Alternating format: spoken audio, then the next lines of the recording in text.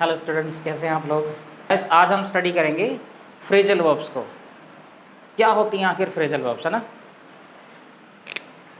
किसको स्टडी करेंगे हम? फ्रेजल वर्ब्स को। फ्रेजल वर्ब्स, सही। वर्ब्स हम ऑलरेडी बता चुके हैं। फ्रेज मैं ऑलरेडी डिस्कस कर चुका हूं। Phrase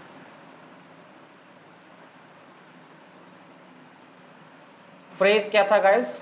group of words. क्या था? ग्रुप ऑफ वर्ड्स, है ना। जैसे इन द आफ्टरनून, है ना, on the roof. Group of words को क्या बोला जाता है गाइस? फ्रेज। लेकिन फ्रेजल वर्ब्स क्या है? तो बहुत ही सिंपल है गाइस। फ्रेजल वर्ब्स देखिए, फ्रेज का मतलब क्या है? Group of words. तो ये अकेला तो वर्ब नहीं होगा, है ना। बहुत सिंपल भाषा में है। फ्रेज का मतलब क्या है? Group of words. तो फ्रेजल वर्ब्स तो ऐसा फ्रेज जो किसका काम करेगा? वर्ब का काम करेगा। यानी ऐसा शब्दों का समूह जो किसका काम करेगा? वर्ब का काम करेगा। क्या कहलाएगा गाइस? फ्रेजल वर्ब, है ना। देखिए, ग्रुप ऑफ वर्ड्स तो ये है a group of words that acts as a verb. ये ऐसे शब्दों का समूह है गाइस जो किसकी तरह काम करेगा? वर्ब का ही काम करेगा, है ना। किससे बना होता है गाइस? ये फ्रेजल वर्ब बना होता है एक तो मेन वर्ब से। एक तो इसके अंदर क्या पड़ी होगी गाइस? मेन वर्ब जरूर पड़ी होगी। दूसरे को बोला जाता है पार्टिकल। पार्टिकल कुछ भी नहीं है। पार्टिकल का मतलब है वर्ब के साथ, मेन वर्ब के साथ कुछ एक और शब्द होगा। अब वो क्या क्या शब्द हो सकता है जिसको पार्टिकल कहा गया है यहाँ पे? या तो वो प्रेपोजिशन होगा, मेन जो होता है ना, या फिर वो एडवर्ब होगा। सही है। यानी फ्रेजल वर्ब्स ऐसे शब्दों का समूह है जिसमें कम से कम एक क्या हो? मेन वर्ब, और एक क्या हो? प्रेपोजिशन। अगर प्रेपोजिशन नहीं है तो एडवर्ब, या फिर प्रेपोजिशन और एडवर्ब दोनों, यानी 3 शब्द का भी हो सकता है। ये मेनली जो है कितने शब्द का होता है गाइस? 2 शब्द का। जैसे देखिए, मैंने बोला आपसे कॉल ऑफ, है ना। तो देखिए, कॉल वैसे क्या था? कॉल का मतलब फोन करना, बुलाना, पुकारना, ये होता है ना मेन वर्ब था। लेकिन इसके साथ में क्या लिख दिया हमने? Preposition of. ऑफ क्या करता है? चीज को हटा देता है या बंद कर देता है ना। तो इसका मीनिंग भी अलग हो जाता है ना। जैसे फ्रेजल वर्ब्स जो होता है ना, ज्यादातर का मीनिंग वो नहीं रहता जो मेन वर्ब का अर्थ होगा, उसका मीनिंग ज्यादातर बदल ही जाता है, ईडीएम के रूप में बन जाते हैं ये ना। तो फ्रेजल वर्ब्स का मीनिंग भी बदलता रहता है, लेकिन जरूरी नहीं है कि बदले, ठीक। ज्यादातर बदल ही जाता है। जैसे मेन वर्ब का कॉल करना है, लेकिन यहाँ कॉल करना नहीं है। कॉल ऑफ का मीनिंग क्या है गाइस? टू कैंसिल, है ना। ऐसे ही पुट ऑफ तो देखिए, पुट एक मेन वर्ब था, इसका मतलब तो रखना होता है, लेकिन इसके साथ हमने क्या मिला दिया? एक पार्टिकल, यानी एक प्रेपोजिशन मिला दिया, या फिर एडवर्ब मिला दिया, है ना। तो उसका मीनिंग क्या है गाइस? To postpone. क्या है गाइस मीनिंग? To postpone. तो देखिए, मीनिंग अलग है। पुट ऑफ का मतलब क्या है? टू पोस्टपोन, यानी स्थगित कर देना। और कॉल ऑफ का मतलब क्या है? टू कैंसिल, यानी निरस्त कर देना। सही है। तो देखिए गाइस, फ्रेजल वर्ब्स ये दोनों क्या है? फ्रेजल वर्ब्स हैं। फ्रेजल वर्ब्स क्या होती है? Group of words. तो देखिए, एक शब्द ये, एक शब्द ये, एक शब्द ये, एक शब्द ये, तो ग्रुप ऑफ वर्ड्स तो है जिसमें एक क्या है? Main verb. तो ये रहा देखिए मेन वर्ब। और एक क्या है? पार्टिकल। पार्टिकल में से कोई एक चीज हो सकती है ना, या तो प्रेपोजिशन या फिर एडवर्ब। तो देखिए ये रहा, है ना, प्रेपोजिशंस कुछ एडवर्ब का भी काम करती हैं, है ना। तो घबराने वाली जरूरत नहीं है आपको। इसके साथ अगर एडवर्ब याद नहीं रखनी है तो केवल क्या याद रख सकते हैं आप? प्रेपोजिशन याद रख सकते हैं। क्लियर है। तो ये क्या होता है गाइस? फ्रेजल वर्ब होता है, ठीक। जैसे एग्जाम्पल देख लेते हैं। ही called off the meeting. He called off the meeting. तो जैसे ये सेंटेंस है guys, he called off the meeting, इसमें कॉल है, उसके साथ क्या है? ऑफ। तो ये जो पूरा का पूरा है ना, ये मेन वर्ब का काम कर रहा है ना। ये कैसा वर्ब है गाइस? फ्रेजल वर्ब है। अब समस्या ये आती है कि हम कहाँ लगाएंगे, मतलब सेकंड फॉर्म किसका बनाएंगे। जैसे फ्रेजल वर्ब तो 2 चीज़ की मिलती है बन के, मेन वर्ब और प्रेपोजिशन या फिर एडवर्ब। तो हम किस में लगाएंगे SAES, किस में लगाएंगे EDPD, किसका सेकंड फॉर्म, किसका थर्ड फॉर्म, किस में ING लगाएंगे। तो कॉमन सेंस की बात है, ये जितनी भी चीज़ें हैं SAES लगाना है, ED लगाना है यानी सेकंड फॉर्म बनानी है, थर्ड फॉर्म बनानी है, ING फॉर्म बनानी है, हमेशा किसकी बनती है, मेन वर्ब की। किसकी बनती है गाइज, मेन वर्ब की। तो यहाँ भी आपको वही करना है जो इनके अंदर ना जो मेन वर्ब होगी, जैसे कॉल ऑफ में कॉल मेन वर्ब था, पुट ऑफ में पुट मेन वर्ब था, उसी का ही आप चेंज करेंगे। टेंस के हिसाब से, समय के हिसाब से वही चेंज होगी जो मेन वर्ब होगी इसके अंदर, फ्रेजल वर्ब के अंदर जो मेन वर्ब है उसी में चेंज करना। जैसे यहाँ आप ये नहीं कर सकते थे ही कॉल ऑफ द मीटिंग वैसे अजीब सा लग रहा है, तो यहाँ पे क्या कर दे, he called off the meeting, उसने मीटिंग खत्म कर दी, होगी नहीं मीटिंग, है ना। क्लियर है गाइज। तो ये सेंटेंस है गाइज, इनमें जो फ्रेजल वर्ब हैं वो आप पहचान लेंगे आसानी से। किसकी बनी होगी, मेन वर्ब प्लस या तो एडवर्ब या प्रेपोजिशन या फिर दोनों, है ना। जैसे देखिए I look after my kids, तो यहाँ पे ना ऐसा नहीं कि लुक अकेला ही है काम करने वाले, यहाँ लुक आफ्टर का मतलब क्या है, देखभाल करना। तो इसका सेंस भी देखिए आप, I look after my kids, I looked after my kids, इसका मतलब क्या है, मैं अपने बच्चों की देखभाल करता हूँ, है ना। तो देखभाल करने के लिए कौन यूज हुआ है गाइस, लुक आफ्टर। लुक का मतलब वैसे तो देखना होता है, लेकिन आफ्टर के साथ मिला के इसका मीनिंग क्या है, देखभाल करना, है ना, देखभाल करना। क्लियर है। इसको देखो, I can not put up with you, अगर आप ये बोलते कि आई कैन नॉट पुट मैं तुम्हें नहीं रख सकता, अप का मतलब ऊपर साथ में तुम्हारे, मतलब मैं नहीं रख सकता ऊपर साथ में तुम्हारे, तो कोई सेंस थोड़ी है। इसका पूरे का मिला के है गाइस, ये तीन शब्द का फ्रेजल वर्ब है। Put up with, put up with का मतलब है झेलना। क्या होता है गाइस, झेलना, टू टॉलरेट, टू टॉलरेट, सही है। क्या होता है गाइस, झेलना। I can not put up with you, मैं तुम्हें नहीं झेल सकता। इसमें तो तीन शब्द का है, देखिए, मेन वर्ब, एडवर्ब, प्रेपोजिशन, सही है। Next, you must abide by rules, आपको नियम कानून का या नियमों का पालन करना चाहिए। तो अबाइड बाय का मीनिंग क्या है, टू फॉलो, पालन करना, है ना, या मानना, पालन करना या फिर मानना। लास्ट देखिए example, they came across an elephant, came across, है ना, केम एक मेन वर्ब है और ये अक्रॉस क्या है, प्रेपोजिशन है। केम अक्रॉस का मतलब क्या है गाइस, अचानक मिलना, अचानक मिलना, टू मीट बाय चांस, टकरा जाना, कहते रहे रास्ते में तो यार वो टकरा गया मुझे कौन, ये पुराना पड़ोसी था, है ना। तो खैर इनका सबका देख लो आप गाइस, लुक है मेन वर्ब था, पुट मेन वर्ब था, अबाइड मेन वर्ब था, कम मेन वर्ब था, ऐसे ही लगना है नहीं लगना है, हटना है नहीं हटना, आईएनजी पाईएनजी सब हम किसका कर सकते थे, इसमें यहाँ तो लुक का, यहाँ पुट का, यहाँ अबाइड का, यहाँ तो देखिए कम का क्या फॉर्म है, सेकंड फॉर्म भी है ना। इसमें छेड़छाड़ नहीं कर सकते थे, आफ्टर में, अप विद में, बाय में या अक्रॉस में। तो ये सारे के सारे जो बॉक्स में हैं ये क्या है गाइस, फ्रेजल वर्ब हैं, है ना। ये मैं क्यों बता रहा हूँ, क्योंकि एग्जाम में आते भी हैं और किसी लैंग्वेज के अंदर भी आते हैं। तो ध्यान रखना, मेन वर्ब के साथ तो प्रेपोजिशन मिला हुआ है ना, तो ज़्यादातर कॉमन सा बता रहा हूँ, ज़्यादातर चांस क्या है, it is a phrasal verb, है ना, अगर उसका मीनिंग कुछ दूसरा निकल रहा है जो वो है नहीं। ठीक है।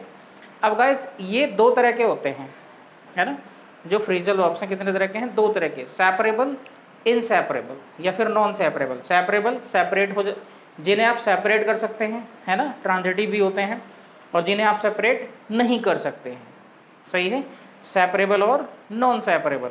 तो गाइस जो फ्रेजल वर्ब्स हैं ना वो दो तरह के होते हैं, है ना। वैसे तो इनसे आपका कोई मतलब नहीं है कितने तरह के होते हैं, लेकिन थोड़ी बेसिक जानकारी है जो आपको इनके बारे में पता होनी चाहिए, है ना। जैसे आप कुछ नहीं कर सकते, अगर प्रोनाउन का केस आ गया तो मैं समझाता हूँ अभी ना, सेपरेबल फ्रेजल वर्ब्स और नॉन सेपरेबल या फिर इनसेपरेबल फ्रेजल वर्ब्स, है ना।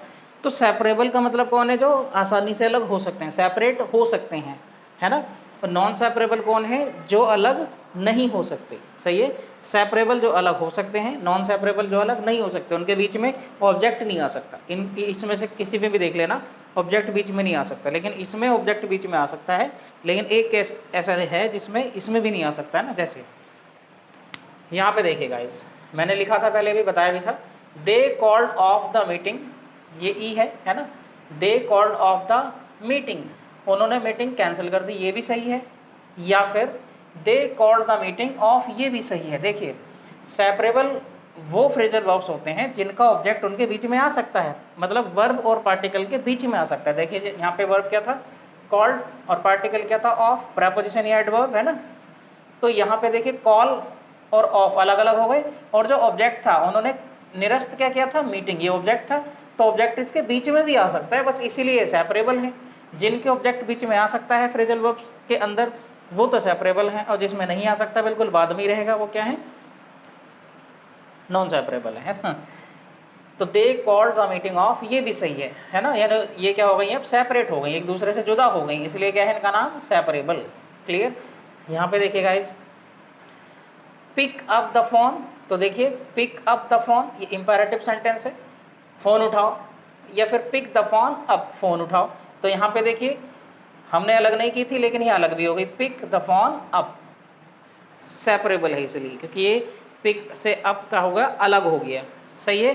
अब गाइस यहाँ पे एक चीज बता देता हूं मैं, अगर इसका जो ऑब्जेक्ट है वो नाउन है ना, इसका जो ऑब्जेक्ट है अगर वो नाउन है तो इसके बाद आ सकता है। क्लियर। अगर वो ऑब्जेक्ट प्रोनाउन है ना, जैसे यहाँ पे देखिए फ्रेजल वर्ब के बाद था ना इसका ऑब्जेक्ट, तो अगर ये वाला प्रोनाउन होता तो इसके बीच में ही आता, बाद में नहीं आ सकता। ये नियम है फ्रेजल वर्ब्स का, है ना। यहाँ पे देखिए जैसे पिक अप इट, वैसे ही मुझे नहीं आ रहा है पिक अप इट, है ना, ये प्रोनाउन है, जैसे मैंने फोन को किससे हटा दिया, इट से, प्रोनाउन से, तो पिक अप इट ये गलत हो जाएगा, ऐसा नहीं कर सकते। लेकिन पिक इट अप ये सही है। यही कारण है कि जहां प्रोनाउन होता है ना गाइस सेपरेबल फ्रेजल वर्ब में, तो वहां उसके बीच में ही होगा। सेपरेबल अगर फ्रेजल वर्ब है तो और प्रोनाउन उसका ऑब्जेक्ट दे दिया तो कहाँ उसका होगा, उसके बीच में ही होगा। सही है गाइस। तो प्रोनाउन अगर हुआ तो वो सेपरेबल जो फ्रेजल वर्ब है उनके बीच में ही आ सकता है, बाद में नहीं आ सकता, मतलब पार्टिकल के तुरंत बाद नहीं आ सकता, जैसे यहाँ पे। ठीक।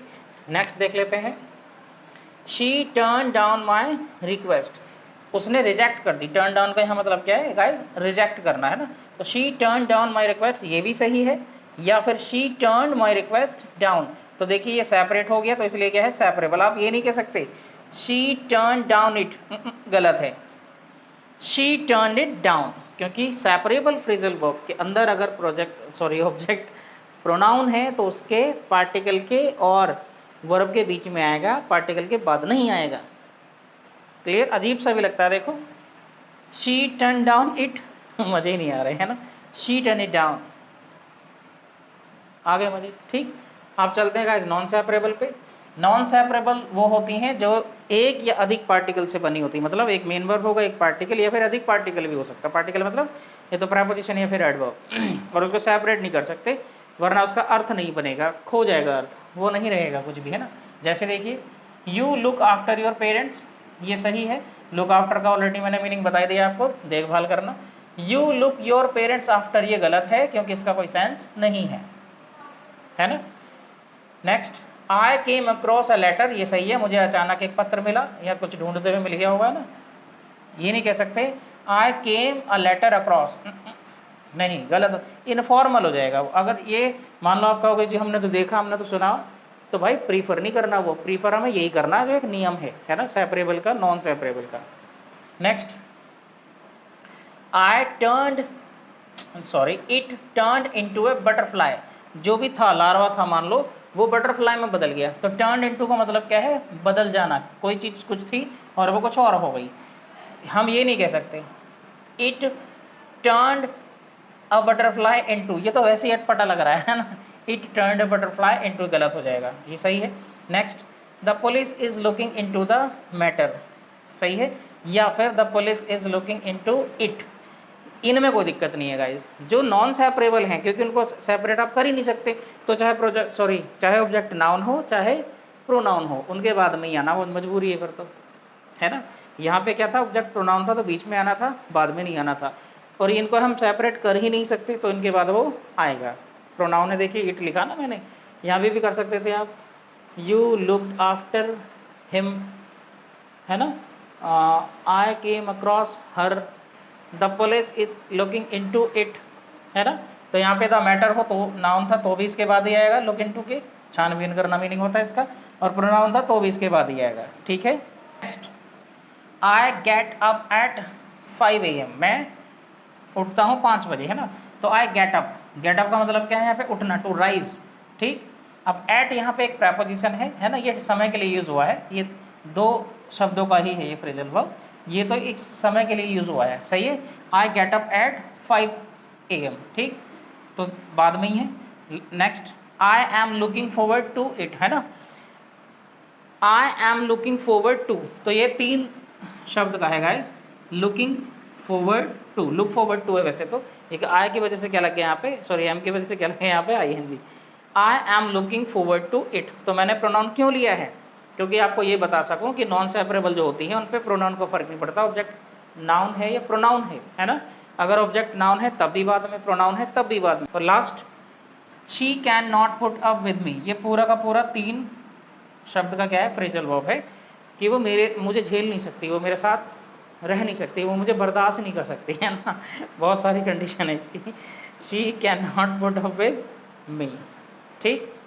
तो यहाँ पे देखिए प्रोनाउन है लेकिन वो बाद में है, आप ये नहीं कह सकते she can not put me up with या पुट अप मी विद, मज़े ही नहीं आएंगे, नॉन सेपरेबल है ना। और जो 3 शब्द के होते हैं ना ये नॉन सेपरेबल ही होते हैं, कुछ इनमें इंट्रांजिटिव भी होते हैं, कुछ ट्रांजिटिव भी होते हैं। देखिए ये रहा आई गेट अप, इंट्रांजिटिव है, खैर कोई बात नहीं, ट्रांजिटिव इंट्रांजिटिव से आपका मतलब नहीं है, वो यूज़ में ही आएगा, आपको यूज़ करने के लिए नहीं देगा वो, है ना। तो उम्मीद है गाइस आपको अच्छे से समझ में आ गया सारी चीज़ें, और चैनल पर नए हैं तो सब्सक्राइब करना बिल्कुल ना भूलें, लाइक किया करें, वीडियो को शेयर किया करें, और देखते हैं आप क्या बेसिक बचा है। मिलते हैं नेक्स्ट वीडियो में, बाय बाय, टेक केयर।